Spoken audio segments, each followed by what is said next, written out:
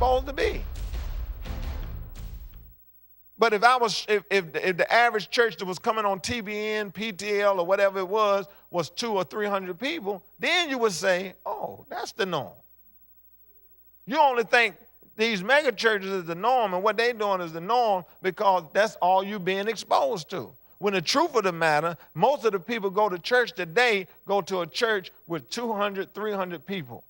If you got 300 people, you got a major church. Because most of the people that go to church are in that kind of church. So that 10,000 member church you see, that 20,000 member church you see is not the norm, number one, and most of the people don't go to his church. All the people go to his church. No, they don't.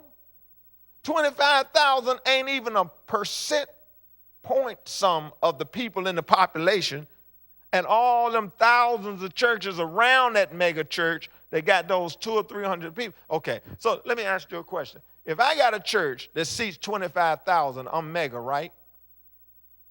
Do all the people in the city go to my church? Why? Because there's 1,000 churches around me that have 300 people in it. So if I got 1,000 churches around me with 300 people in it, how many people is that? So collectively, we got 300,000. You got 25,000. Who got the most people? See, we don't see that. We don't see that. We don't see that. So what should your goal be as a pastor? Your goal should be 300 people.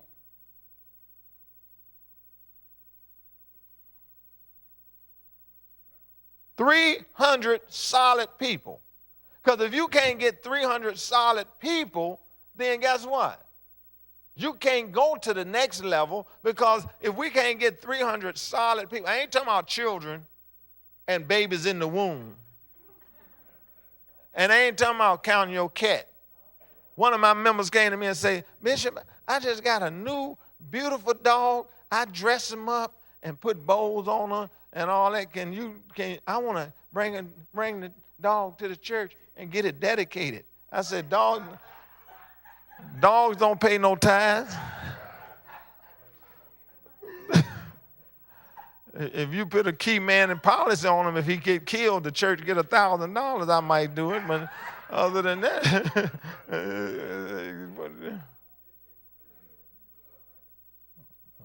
I thought it was Thursday, and I just kind of just freelance. Y'all got the notes. But your first goal as a pastor is 300 people, adults, somebody that can make a contribution to your church, because that's the average. And you know, it's 150, 300 people.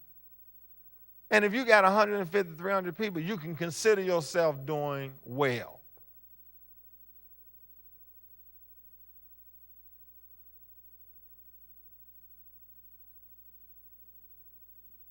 That ought to be the goal.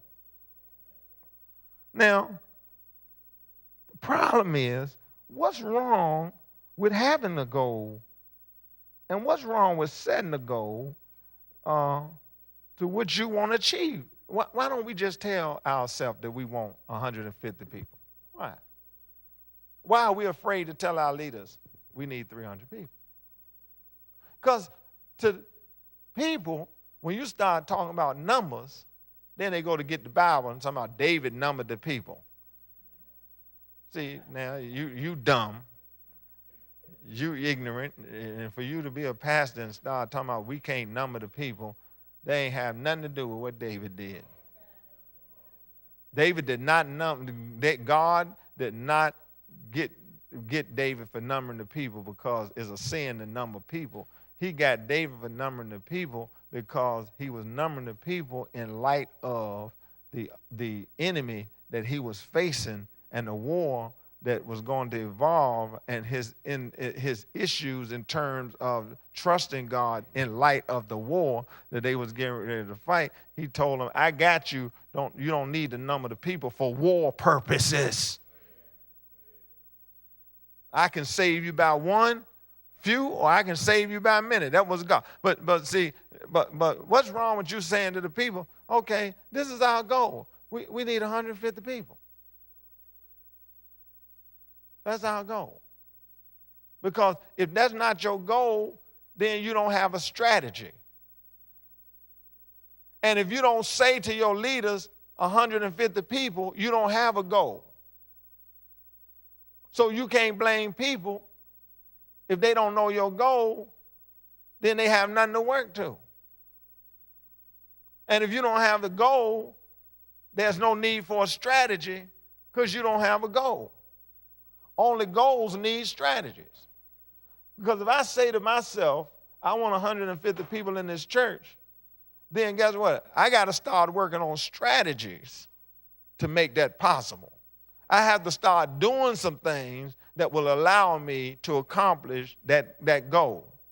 I now have something that motivates me to action so that I can do what I would do. Until I say 150 people, my mind ain't even thinking how to get that 150 people. If that's not a real intentional goal, my mind don't even function and start trying. Y'all understand what I'm saying? It's almost like if I'm in a ditch and my goal is not to get out, I will never develop a strategy that gets me out. I'll stay in the ditch crying about being in the ditch. But once I make up my mind, survival mode kicks in, and I say I got to get out this ditch, my mind then begins to create options, innovative ideas, things I never thought of before that could get me out of that ditch. At first, when I say I need to get out of this ditch, it may be impossible to get out of that ditch. But the longer I sit there and say, I got to get out of this ditch, what does my mind do? My mind starts finding ways to get out of the ditch. Hello, somebody.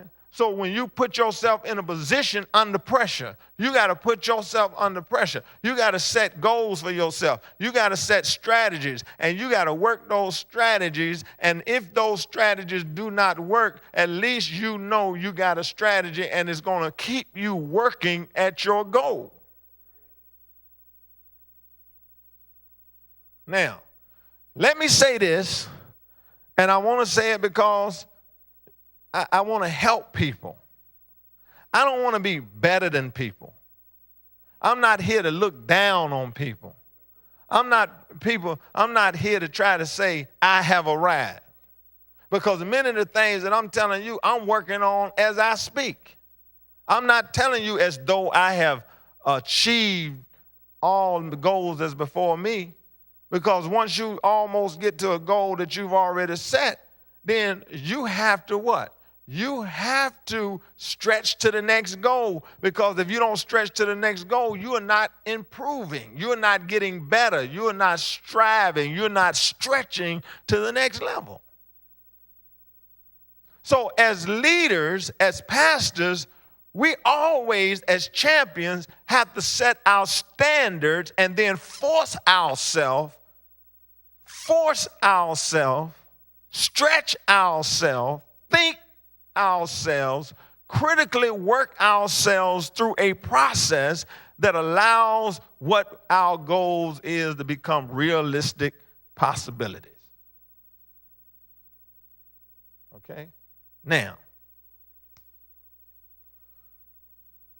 let's talk about, and I could be wrong, I'll open up the floor in a little bit because this is the last day.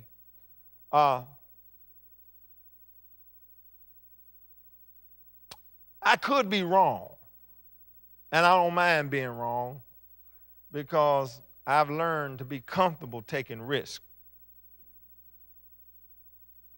So I'll take this risk. The average church just struggling to grow. The average pastor that is struggling to grow their churches has less than